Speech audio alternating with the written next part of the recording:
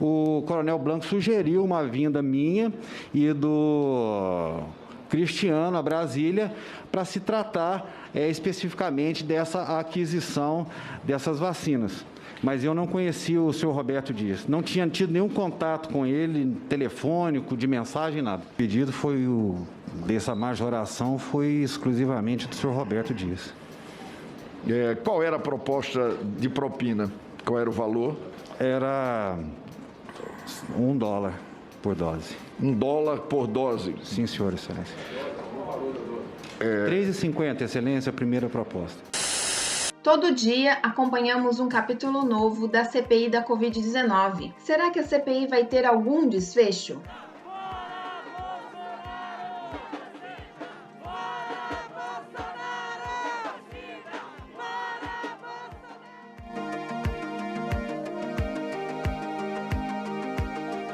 E o impeachment do presidente Bolsonaro? Será que está prestes a acontecer? Isso e muito mais você confere a partir de agora.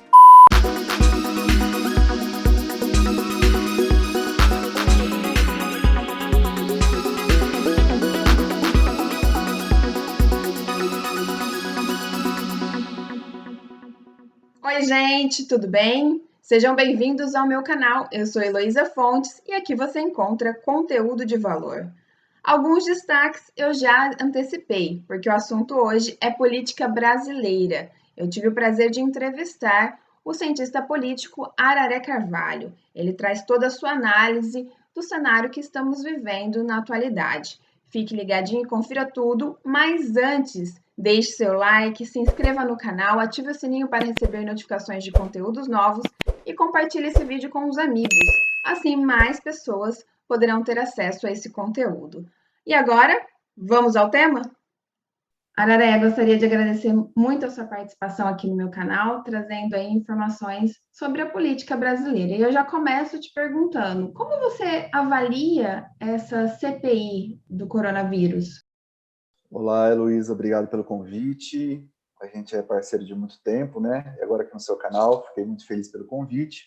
E um tema que eu gosto bastante de falar, que é a política nacional, que além de gostar, é um tema muito interessante, né? A gente não fica com tédio, né? Cientista político, historiador, sociólogo, não tem tédio quando se trata de política nacional. Bom, a CPI ela é um instrumento democrático, válido, a gente sabe, né? Mas ela tem algumas características, desde a CPI do Mensalão, né? Algumas características que a gente tem que levar em consideração, Luísa, né? Ela é um evento político, né, acima de tudo, mas também muito midiático, né? Você vê todo dia os jornais, né, fazem um resumo do que foi dito na CPI, e os políticos que estão lá sabem disso, né? E o político, na era da comunicação, da informação, ele preza também pela construção da imagem dele enquanto político, né? Como ele vai ser visto, o que ele vai falar, né? Então, de certa forma, a política, nesses momentos, pauta a imprensa de modo geral. A CPI está justamente tentando evidenciar as omissões do governo e como isso se desdobrou nesse caos que a gente está vivendo no Brasil agora. Não é uma tarefa muito difícil, porque está tudo documentado, tem vídeo, né? É isso que é o problema, os políticos esquecem que a gente está na época da internet, que tudo se grava. Então, a gente vê alguns absurdos que beiram assim, a loucura, né? O sujeito falar que não falou aquilo e você mostra o vídeo para ele. Não, mas veja bem, eu não quis dizer isso, o contexto não é esse. Mas como não, meu caro, está lá. Né? Então, é uma coisa que eu estou vendo, né? Que é negar o que está evidente e negar a sua própria fala. Então, eu estava vendo essas entrevistas, as arguições da CPI, e em alguns momentos eu fiquei com vergonha. Eu falei, mas como assim o cara está falando que não fez isso? Porque é questão de você falar para o seu público, né? Reafirmar aqueles que acreditam em você e colocar tudo dentro da teoria da conspiração, que as pessoas querem derrubar o governo, querem tirar você de lá, e por aí vai. Se ela vai dar resultado, eu acho que sim, porque o presidente e o relator estão bem animados para que isso aconteça. Agora, a partir daí, se vai se abrir um processo de impeachment, a gente precisa ver. Isso aí é um ato do presidente da Câmara, né? Você sabe que ele pauta isso, então se o pedido for colocado lá, ele pode não colocar em votação. E como fica isso, né? Porque daí a gente abre e pensa na Constituição brasileira, essa questão do Pazuello, ele não pode depor contra ele, não pode falar nada que se prejudique, mas ao mesmo tempo ele estava ali representando um cargo importante que ele precisava fazer alguma coisa, né? Porque a gente está num momento onde todo mundo debate política, e é ótimo que todo mundo debata política. O problema é que muitas vezes debate muito mais com o fígado do que com o cérebro, né? E aí vai falar, olha, perceba, se há governo, ele está lá para gerir e ele tem que estar passível de crítica. Eu não posso, em nome de uma pseudo-isenção, né, deixar de falar o óbvio. Ou seja, qualquer pessoa, né, que tenha o menor sentido de lógica vai concordar com a gente que o governo falhou gigantescamente na gestão da pandemia, né? E ele tenta terceirizar isso para governadores, prefeitos. Olha, governadores e prefeitos também tiveram sua parcela de culpa. Mas o Brasil é uma união federativa, né? Uma união de estados, que é comandado pelo o governo federal, que deveria ter, desde o começo, tomado a frente desse processo. Falado, olha, a gente está vivendo um momento de exceção, e enquanto momento de exceção, nós temos que ter medidas de exceção, vamos ter que fechar, vamos ter que aumentar o gasto para pagar as pessoas que estão em dificuldade, vamos ter que apoiar o pequeno empreendedor, o pequeno empresário, porque situação de exceção exige medida de exceção. Você tem que tomar a frente e guiar a nação. Falar, olha, a gente vai por aqui, a gente vai fazer isso, isso, isso, o governo vai dar subsídio para isso e a gente vai passar por isso. Nunca aconteceu. Né? Aí depois de um tempo o governo falou, olha, porque o STF... Não, ele não disse que era que o Estado federal não podia, o governo federal não podia, perdão. Ele dizia que eram atribuições concorrentes, todo mundo pode fazer. E quem sabe das especificidades do município é o prefeito. Então ele pode tomar medidas específicas para o seu município. Mas isso não tirou do governo federal, né, a sua primazia na organização do Brasil frente a essa pandemia. No final, a gente não salvou emprego, não salvou vidas, e estamos aí patinando e podendo ir para uma terceira onda. O Pazuello, ele não tem formação médica, ele foi ser ministro porque qualquer ministro que fosse técnico e que não concordasse com o presidente, ele tirava. Então, na última instância, o ministro da Saúde era o presidente, né, se informando com as pessoas que tinham ao redor dele, como a gente ouviu na CPI também, e foi muito errôneo.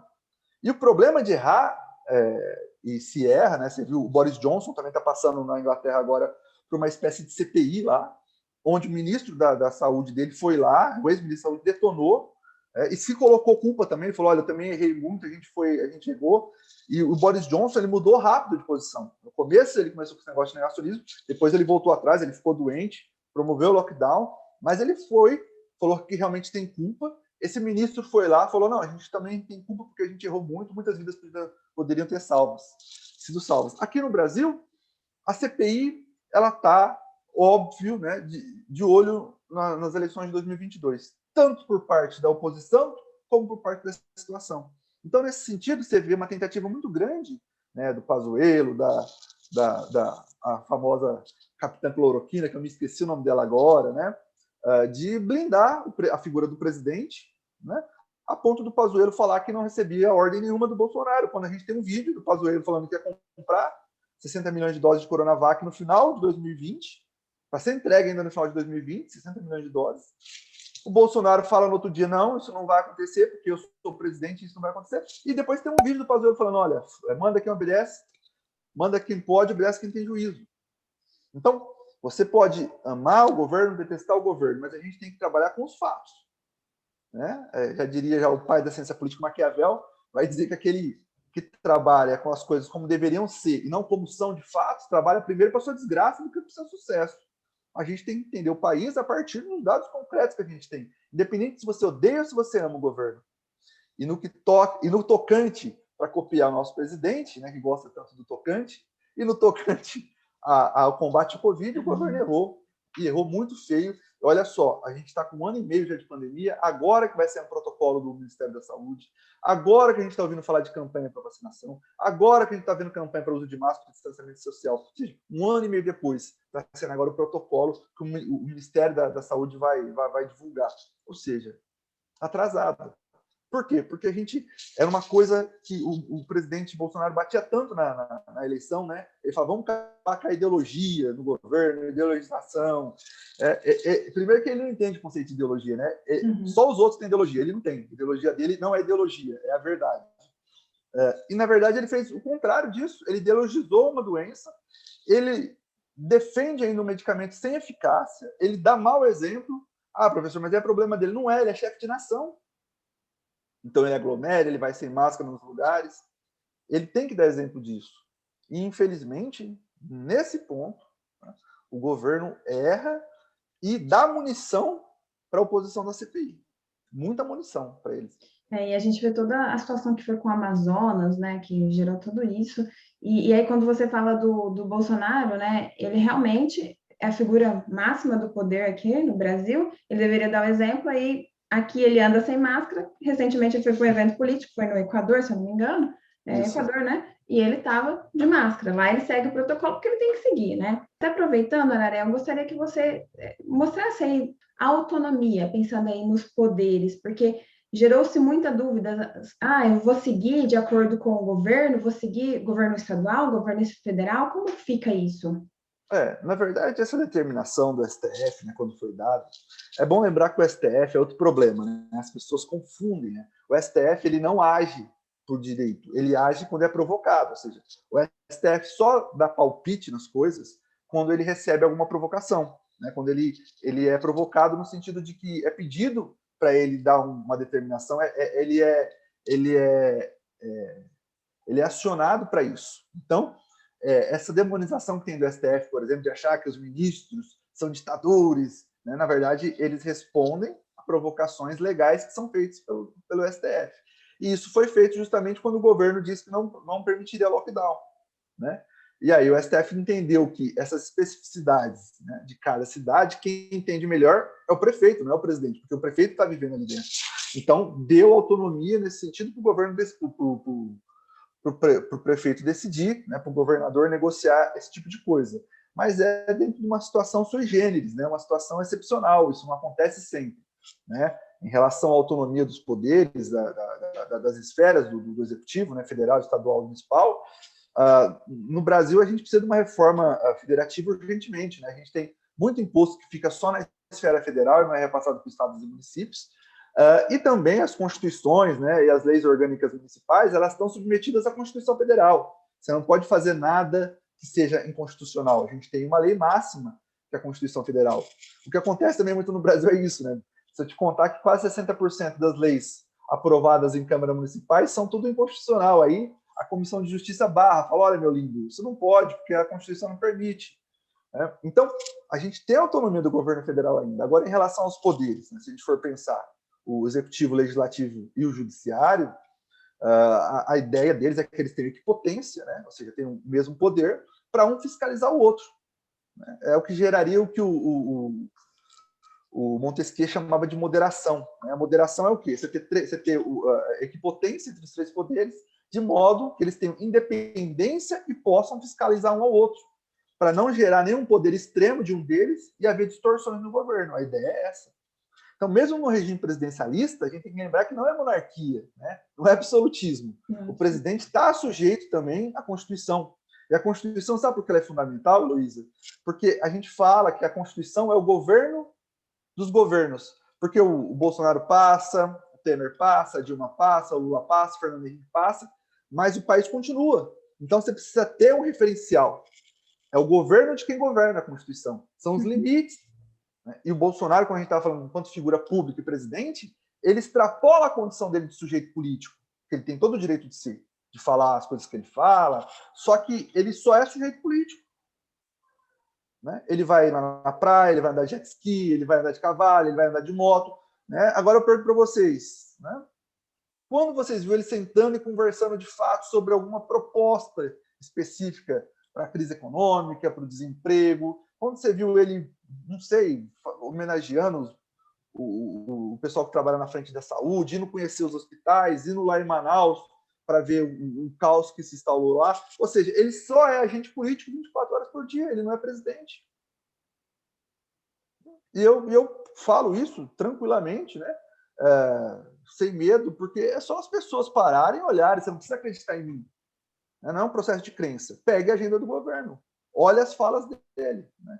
Falou do Lula, falou do... ele fala da cloroquina, ele fala tudo coisa que não cabe a ele nesse momento, menos ser presidente. A gente não vê ele tentando negociar, a gente não vê ele tentando criar uma base, a gente não vê ele dialogando com a sociedade, ele dialoga para os seus, isso é verdade.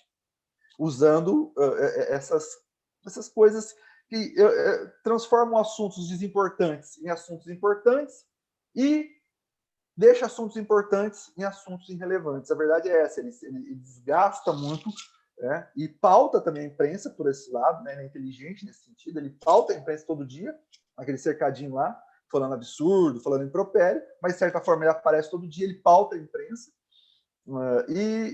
e acaba, eu acho, prestando um desserviço. Agora, no sentido de tentar culpabilizar governadores e prefeitos, eu acho que o que eu vou dizer, a gente não pode terceirizar toda a culpa, né, Luísa? Não pode ficar toda hora falando, isso não é minha culpa, isso não é minha culpa, isso não é minha culpa.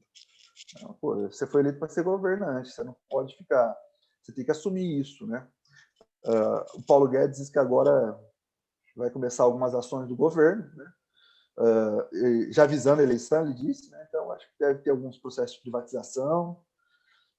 Ele vai tentar mudar também, parece, o Bolsa Família, né? Tentar ampliar um pouco. Vamos ver. Mas eu estou achando complicado, muito complicado. O Dória teve um papel, também é a mesma coisa, você gosta ou não, o Dória ele teve um papel importante, porque ele tomou a frente nesse processo, ele teve coragem de assinar um acordo com a China, né? Ainda mais o Dória ele se elege, né, nessa onda conservadora, ele força lá o Bolsodória, né?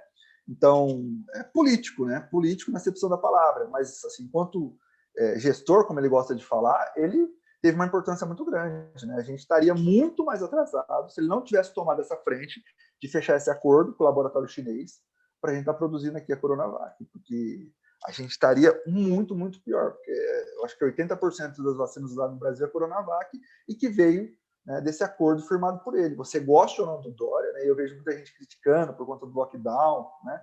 Essas coisas, principalmente os comerciantes que sofreram muito, e eu entendo, né, essa crítica, porque as pessoas elas enxergam a realidade a partir da perspectiva delas.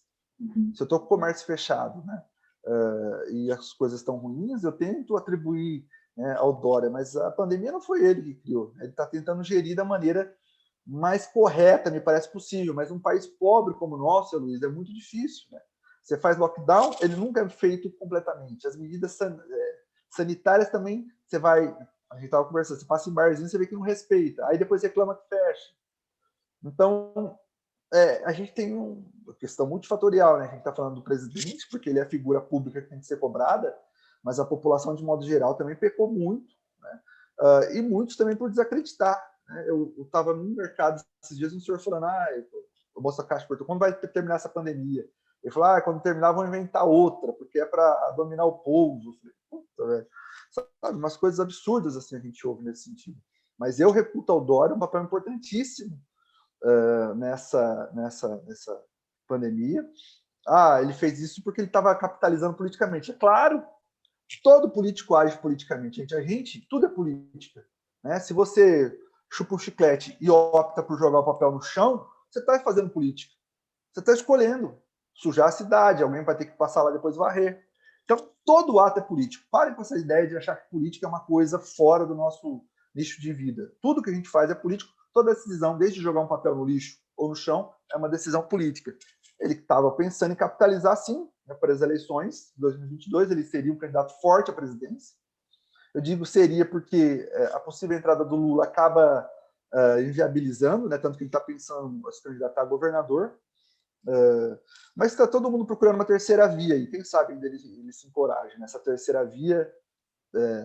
O Ciro tenta se viabilizar como terceira via, mas o Ciro tem dificuldade de sair ali dos 6%, 11%.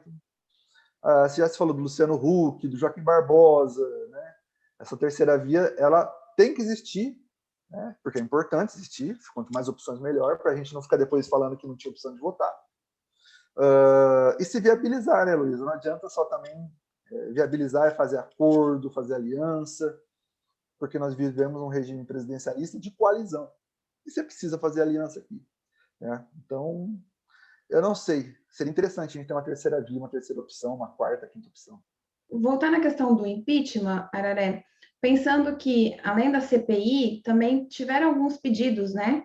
Até você pode trazer com mais propriedade, e recentemente teve pedido da classe artística, né? Pedindo aí, né, o impeachment do presidente. Sim, como é que é isso? Como funciona isso? Eu acho que ele já bateu o recorde, já, que era da Dilma, né, de pedidos de impeachment. A última vez que vi tinha 49, mas eu acho que já passou disso, já faz um tempinho, estou meio desatualizado. Mas como que funciona? A gente, tipo, por exemplo, a classe artística juntaram, não sei quantas pessoas, não sei falar agora, né, com certeza, e aí protocolaram lá um pedido. Como que funciona isso? Isso nesse caso, né, você pode, por exemplo, a Janaína, no impeachment da Dilma, quem fez o pedido foi a Janaína, que era uma advogada, né, professora da USP, a Janaína, que é hoje deputada estadual, e eu me esqueci o nome do outro, que era, inclusive, era ex-quadro do PT também. Você pode provocar isso. Agora, por exemplo, se fosse um pedido, uma proposta de lei, teria que ter a assinatura de 1 milhão de pessoas, né? E, por exemplo, o projeto de lei Ficha Limpa, né, que a gente tem como exemplo, ele foi um projeto de cunho popular, né? Lógico que houve um grupo organizando, você recolhe assinaturas do projeto e manda, e aí ele é recebido como proposta de projeto na Câmara. Agora, impeachment não tem essa necessidade, você não precisa de 1 milhão de assinaturas para isso. Você pode criar, né, o argumento legal e protocolar. Isso é previsto, é interessante isso. Né? O que não funciona para o caso de uma lei ou um projeto de lei, você precisa de 1 milhão de assinaturas para o impeachment, não. Então, você tem ainda a classe artística, da OAB. A OAB eu acho que não sei se a OAB entrou, estou falando aqui de orelhada. Então, você tem muitos, você tem dos próprios deputados e senadores. Né? Essa questão, Luísa, ela é muito mais simbólica, né? Para gerar pressão sobre, para marcar território. Porque não necessariamente, acho que o próprio presidente da Câmara ele falou, olha, só lá 5%, 6% tem fundamento. Né? Ou seja, que ele acha, que ele entende que tem fundamento. Então, tem um valor também muito mais simbólico, viu, Luiz, dos grupos se unirem e demonstrarem satisfação com o governo e protocolar isso e deixar evidente. E também, né? E aí também para a questão da história, né? A questão da história, como ela vai ser contada futuramente, né, Luísa? Como as pessoas vão contar esse período que a gente viveu. Como a gente vai ser cobrado também futuramente por isso, né? Eu lembro quando eu estudava a Segunda Guerra Mundial, eu estudava o nazismo, né, na Alemanha, a gente sempre se perguntava, mas como o mundo deixou essas atrocidades acontecerem, né? Como a gente deixou, como as pessoas não se indignaram na época, né? E deixou 6 milhões de judeus morrerem em campos de concentração. E aí tem, vocês sabem que tem um livro de uma filósofa alemã chamada Hannah Arendt, né, judia, que ela vai falar sobre a banalização do mal, né? E ela vai analisar um dos julgamentos de Nuremberg, que era de um funcionário burocrático do regime nazista, que ele era responsável por mandar as pessoas pela câmara de gás. E quando viu ele era o senhor franzino, cara de trabalhador de escritório mesmo, de óculos, ao contrário do que imaginava, né? Aquele sujeito mau, com chifrinhos. O que ela vai dizer para a gente? Ela vai dizer, olha, o mal ele não é incorporado numa figura diabólica, ele está nas ações do dia a dia, ele está na nossa omissão e na normalização das coisas. A gente fica esperando que o cara que é mal vai vir pintado de mal, mas não. A omissão. Ele fala, olha, eu cumpri uma ordem, eu sou um funcionário e cumpri a ordem. Ou seja, ele não via o mal. O mal estava tão incorporado e banalizado que ele via como uma coisa normal. A gente está vivendo isso agora, a gente banalizou as mortes, né? Hoje parece que bateu 2.000 e pouco de novo, né? Subiu bastante. A gente está banalizando, ou seja, é como se tudo bem, é um preço que tem que se pagar. Quando a gente não tenta justificar, mas era idoso, mas tinha comorbidade, como se isso falasse, tudo bem. Isso como se não importasse, né? Isso tem um nome na história, Heloísa. Isso aí tem um nome. Né? Não é um genocídio qualquer, é uma visão de que algumas pessoas são descartáveis na sociedade. Não tem problema. Olha, morreu, mas era velho. Morreu, mas era obeso. Mas tinha comorbidade, também não se cuidava, olha lá. Ou seja, como se eu justificasse uma coisa. Fala, ou todo mundo tem que morrer. Não, todo mundo tem que morrer. Mas ninguém precisa morrer agora, antes da hora. Então, a narrativa da história, como isso vai ficar para frente? E você acredita, Araré, que o Bolsonaro termina o mandato dele? Ele termina a gestão dele até 2022 ou acontece mesmo o impeachment? Ô, Heloísa, você sabe que eu sou sempre contra impeachment. Porque a democracia, ela já prevê um recall de 4 em 4 anos. Ela é fantástica por isso. Ela permite que a gente, de 4 em 4 anos, um recall. O presidente, a gente pode fazer isso. A gente tem um espaço de 4 anos para poder ver um mandato ruim, bom, médio, ele é pedagógico também, né, Heloísa? Ele é pedagógico porque a gente tem que aprender. Tem que aprender que não é tão fácil governar, que a pessoa tem que ser eleita pelas propostas. Se a gente for pensar, não tinha proposta, não teve debate. Não é brincadeira o cargo de presidência da República. Agora, quando eu acho que o impeachment cabe? Quando a gestão está sendo muito danosa. Danosa no sentido de custar vidas, de custar qualidade de vida. Aí eu acho que a gente pode debater até que ponto o presidente tem culpa nesse processo, até que ponto ele não tem, e se isso é motivo ou não para tirar ele do comando. De novo, eu volto àquela questão, né, dos 3 fatores: crise econômica, falta de apoio parlamentar e povo na rua. Eu acho assim, tem potencial para isso acontecer. Né? Por que a CPI está fazendo? A CPI está condensando todos os absurdos numa coisa só para a gente ver. E aí vai tomando volume. Quando a gente descobre que o governo recusou 90 milhões de doses, aí a gente descobriu hoje, né, através do Dimas Covas, que o governo rejeitou 60 milhões de doses para ser entregue em dezembro ou em novembro. A gente ter começado em novembro a vacinação, 60 milhões de doses a gente está falando. Né? O Brasil, acho que não tem nem, está acima de 10% só na segunda dose de vacina da população. Com mais de 60% a gente já pode começar a abrir de novo normalmente a cidade. E ele recusou. É um dado concreto. Tem e-mail mostrando isso. A Pfizer mandou 10 e-mails que o governo foi ignorado. Né?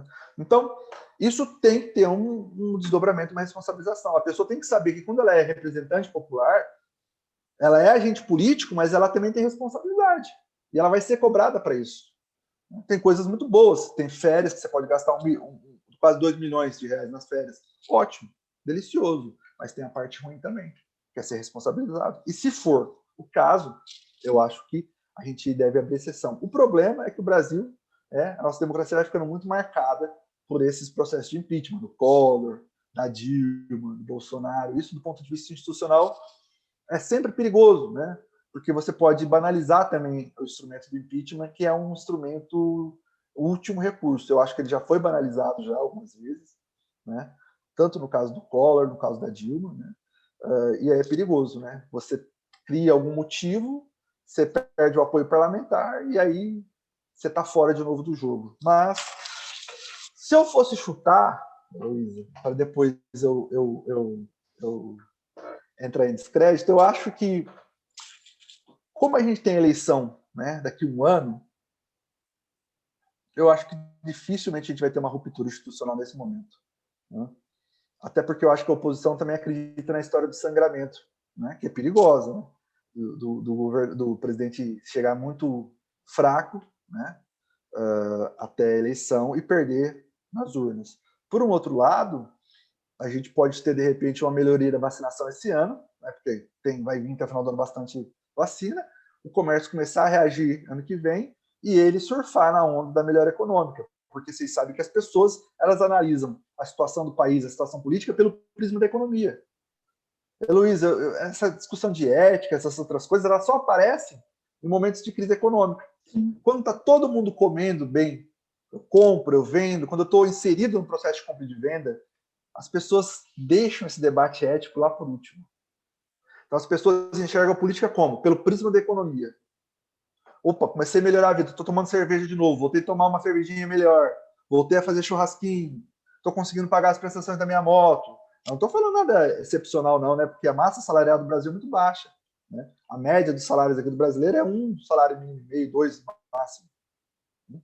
Então, se a pessoa começa a se inserir novamente nesse processo, o Bolsonaro pode, então, ganhar força. Nesse momento, ele está muito fraco. né? E aí também tem a questão do meu professor de história falava muito isso, né? Que o brasileiro, né, a população em si tem memória de 15 dias, né? Aí já Isso mesmo. nada, já surfa aí na onda e o Bolsonaro, querendo ou não, ele fala muito, né? Ele aproveita, ele vai atribuir tudo isso para como se fosse dele, né? Aí muda todo Sim, o discurso. exatamente. Sim. Até porque a economia, Luiz, a gente tem o sistema, né? Imagina você jogando uma bola no fundo do poço. A hora que ela chega no fundo do poço, ela bate e levanta. É normal. A economia ela vai recuperar quando reabrir. Ainda que tenha demorado esse tanto para reabrir. A gente está vendo Israel, Inglaterra, Itália reabrindo, Espanha reabrindo. O Brasil ainda tem que passar de 60% para poder reabrir normalmente. Mas vai melhorar quando voltar a reabrir. É um processo natural. É a bola pingando no fundo do poço e dando aquela quicada. Agora, se vai quicar e vai puxar ela e vai tirar ela do poço, são outros 500. Mas esse movimento de bater no fundo e subir, vai ter quando reabrir a economia. Né? E aí muita gente fala, olha, se não tirar ele agora, corre o risco desse kick da economia, essa melhora da economia, ele capitalizar, né?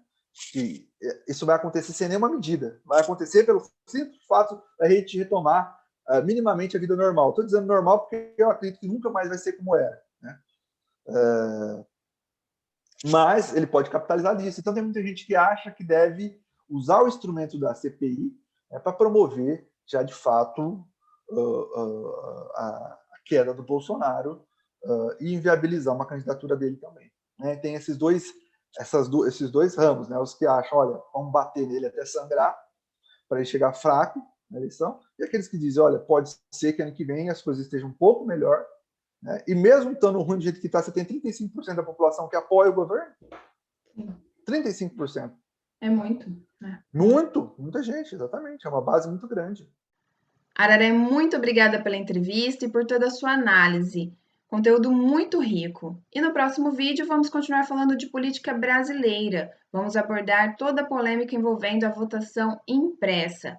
Não perca, porque o Araré fará toda a análise do cenário que estamos vivendo em relação a esse tema. Eu fico por aqui e te encontro no próximo vídeo. Tchau, tchau!